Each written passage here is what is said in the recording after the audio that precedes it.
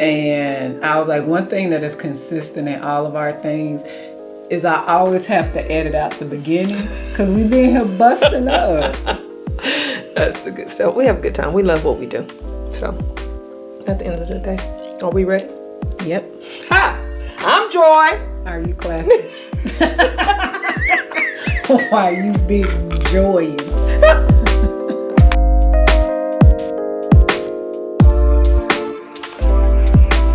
I'm Joy. And I'm Tease.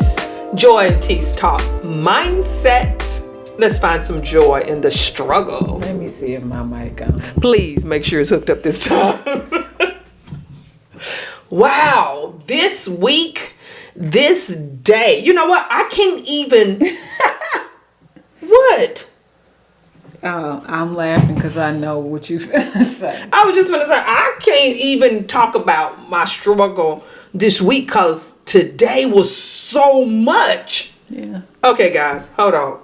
I'm just going to be transparent. We're going to just talk about this today because, oh, wow, God must love people a lot. Yeah. I'm going to tell you why God loves you a lot. Because when I tell you, I have almost had to use every experience that's happened in my life in serving somebody else on today. I guess God was just like, hey, you going to serve the struggling? Hold on. We finna use every struggle. I'm finna put you in another one today. Oh, my goodness. Yeah. So, guys, I'm walking out and I was just like, because I've been coaching all day, and if it wasn't coaching, it was making phone calls. It was just that day. Yeah. And so I'm like, I'm going to go get outside before the podcast come up, get a little break. Yeah. And I look up and the ambulance lights are on at the neighbors. I was scared when I saw him. I was like, Lord, please don't let something be wrong with the neighbor. And lo and behold, I get there. And my neighbor's needing assistance. Oh my goodness, guys. It was just so much. And then, wait a minute, I'm having to help the EMS. I'm having to help them with her, but I'm glad I was there because, guys, I'm serious. My heart, it was nothing to just go into action because it wasn't that long ago that I was in and out of the hospitals with my mother. Yeah. And I understood what it meant for someone to have great bedside manner in comparison to the ones that made my mother feel uncomfortable because she knew that they didn't want to serve her. Yeah. And she would just almost be like, I don't want to ask nobody, pretty much I don't want to ask nobody to do nothing for me if it puts them out. So I just stepped in, being able to, and I heard her say, do you mind? Because one was happy, but the other one was just standing there looking. I was just like, is this their job or not? But then I was glad that I was there because I was like, it wasn't a job to me in that moment. It was me being a neighbor. Yeah. Loving my neighbor. So when I put my arms behind her, it was like everything I've learned in the past. Because they even asked her, do you have a belt? It would help if you had a belt. I was like, they don't supply those? How would, in your need of emergency, who thinks about me having a utility belt to help lift me up? And why would I just randomly have that? And then you put it off on her almost as if it was her responsibility. Yeah. So, guys, let me tell you something. I knew, drop your knees. You know, I've worked in grocery stores. It was just like anything of my past experiences was just coming out, get low. I got behind her and I could tell she was laboring because she fell when they was trying to get her out of the house. And so she was just like, if you get me this way, I can get up. But she was experiencing weakness, right? And so here we are. I could tell she was trying to take the weight off of everybody so that she was doing too much. Mm-hmm. Something said, just stroke her head. I just stroked her head and was like, it's going to be okay. Let's just take a breather. And she reached over and she kissed my cheek. And she was like, thank you. So guys, I was just like, wow. It put that one moment, put in perspective everything that was happening on today. Even in speaking with one of our clients, we was just like, we're going to change the whole format of today's meeting because you got to understand business is you first. Yes. Let's take care of you. Let's stop because sometimes, and then oh my goodness, we was able to use how you worked with me when I wouldn't see to my own personal needs, because to me that I couldn't do a task. So it wasn't business. But to just stop. Sometimes, guys, just stop. Speaking of, stop this recording because your husband is calling the both of us, and I just want to make sure ain't nothing happening. Okay, you were talking about just stopping. But I don't remember where my train of thought was going. You were telling the people to stop because we were talking about how we're so used to getting things accomplished that we never take time out to stop and say, you know what? It's not about that. Why am I doing this business? Why am I doing this task? At the end of the day, what is the whole reason? Come on. For your living, for your working, for your putting forth effort? Is it the people? Come on. Or is it just to get the task done? But the reality is it's for the people. At least that's where I thought you was going with it. That was totally good. And that's probably where I should have been going, because, I'll get the waxing deep and then I'll be all off on the rabbit trail. But even when you say that, that's exactly it. It made me embrace and be more thankful for every struggle I've ever faced. Because in that coaching call today, I did not have to reach and grab it. I didn't have to go do research. There's stuff I knew I was able to turn around in my drawer with my own records of things I experienced myself and begin to guide. Yes. Begin to give out resources. And I was just like, wow, God loves us so much that happened to me years ago.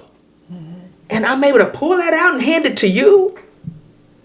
I've never been so excited to do what I do. Yeah, I'm a mindset coach, but I realize that we're so beyond the manuscript. It's not just about the business at hand. We were able to stop and see to the need. Yes. Because the life is going to come. Yeah. And I was so thankful that so many things has happened in my life. Oh my goodness, you was able to tie it off into your own life. Yeah.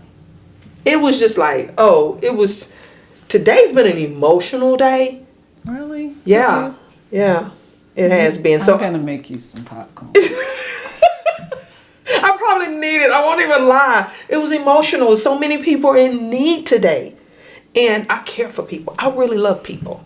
Yes. And when I see them going through, and even my neighbor's mom who's elderly, when she even said, it even touched my heart when she said she's so afraid that her daughter won't come back and she have to come back to a house and be alone. I was like, is that how my mother feels? That woman was shaking in my arms as I was holding her. I don't know. Today, like I said, it was emotional, but it was not gratifying. It was just, it made you to be glad to be human. It made you appreciate the struggle. Come on.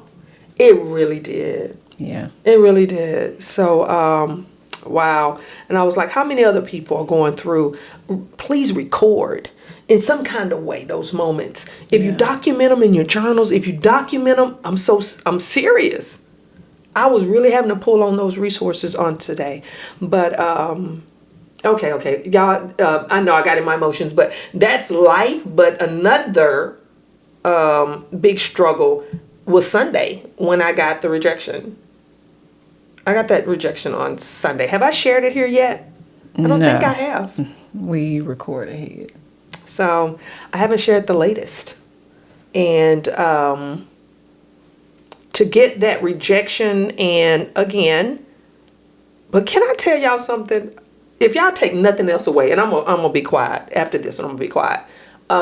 If you do nothing else, be obedient. Be obedient to the processes that you have set up. Even though today was an emotional day and we had to change, I still have a system to go back to. Yes. I have a routine to go back to. So I'm not ever totally off track. With that rejection, when it came, you're going to feel it. You are. But I was like, well, I'm on assignment. This particular writing assignment was because I'm waiting on Bliss to find a home. Yes. And I remember I said, Wait a minute. Who is Bliss? Where's the home supposed to be? Bliss is publishing house. Well, Bliss is a book that I'm writing. That's the Wounded Lamb series. It's book 1. Okay. And y'all know I've been trying to get it published forever. I've been writing it for a while, rewrote it, the whole process. You know, it was like, it's on its 7th rejection. But I decided I needed a break from it because my agent is looking for a home for her. That means finding a publisher that a buyer. Oh, okay. So yes, that's what I mean by finding a home. And instead of me sitting around waiting on that or waiting on word to get back, I said, you know what? I'm going to just write something that I want to write, that I'm going to love writing and just get away. I want it to be light, kind of fun. That's when I decided I want to write about a YouTube foodie influencer. And then I've got the cowboy president of an HBCU, which is a historically black college or university. Just fun stuff that I wanted to write about. And so, but I know me, keeping my motivators in front of me. Joy needs a challenge. So nobody's required it. Nobody's asked for it. This is just my writing. But for me to finish something, you need goals. You need a system, a deadline. So I had said, okay, I'm gonna join a new challenge. And then I saw that they was doing the Great Author Search with Love Inspired. So I signed up for it. Okay. So I said, well, they got deadlines. It had to be in. You had to have your query, synopsis, first chapter by the 15th of March. You had to have that turned in. Then they let you know if you make it to the second round, which will be in April. You get that if you're going to go into the second round. And then you had to have the book finished by August. Okay. So I contacted my agent and said, hey, this is what I'm going to do to keep myself active in between books. Anyway, guys, I didn't make it to the second round. Found out on Sunday that this fun book that I'm going to write, and I was writing it for me anyway. I just found me a challenge to tack it to. But guys, rejection, I've learned, I don't care if you set yourself up, it never feels good. But so I had contacted my crit groups, and I had contacted my agent and said, okay, I was rejected, but I'm going to keep writing because I wasn't writing it for them anyway. I'm going to stick though to the same writing plan. So but I'm going to, when I say stick to the same writing plan, I'm just going to keep writing. I'm not going to turn it into critique group anymore because right now, because of the feeling from the rejection, I can't stand to hear anybody else tell me their opinions right now. I'm just going to write for me. And once I get through that, then y'all can tell me. I just need a break from it right now. I just want to write. Not even 2 days later. Was it 2 days later? I got a call. And they were like, can you add 20 more thousand words to that original that you got rejected on? And send in can we get a synopsis in a first chapter? I was just like, if I wouldn't have been obedient to the writing and going through even after rejection, the rejection didn't do nothing but set me up to be ready for another opportunity, because they were like, that storyline that you have is perfect for this other publishing house who wants something just like that. Oh, wow. Because Love Inspired has a certain type of formula, and not everybody can write that formula. Yeah. So, but I'm okay with that. I understood that they have a certain type of formula. But the other group, their requirements fit more in line with what I write, period. So, some struggles are just a setup. Go ahead and have your morning plan, have your 3 quadrants already set up, because I had something to go to. I was writing according to my main objective and my walk in life.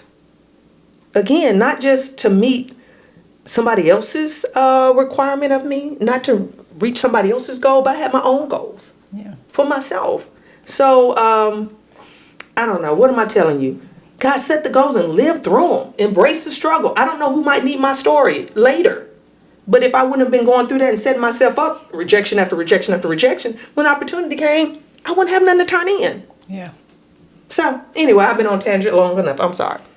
I don't feel it's not a tangent. What's the reason that we're here? I know. It's find the joy in the struggle. I just feel like I hadn't let you in for a breath. I had so much.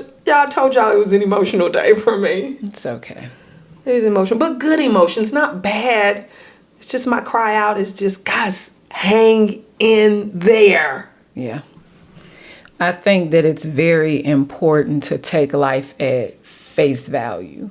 Come on. One of the things that I've learned, even in my Bible study, in my relationship with God, is that we try to make God so spiritual, so extra spiritual outside of his own divine spirituality, that we over spiritualize things because we don't understand them.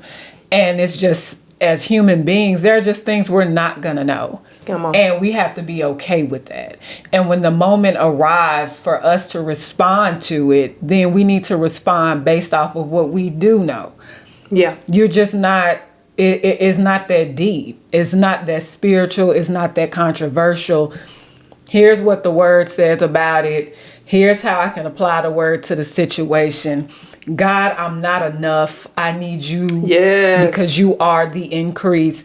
And help me to understand why XYZ is happening. What are you testing? How do I pass this test? And of course, I'm saying it in a simplistic way.